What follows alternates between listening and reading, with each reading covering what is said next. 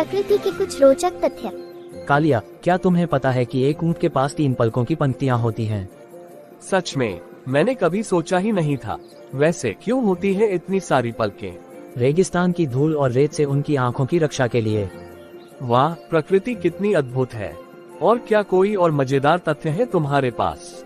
हाँ, क्या तुम्हें पता है कि ऑक्टोपस के 3 दिल होते हैं? 3 दिल, कितना दिलचस्प है।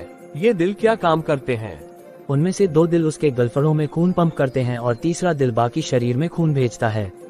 प्रकृति वाकई में कितनी रहस्यमयी और रोचक है।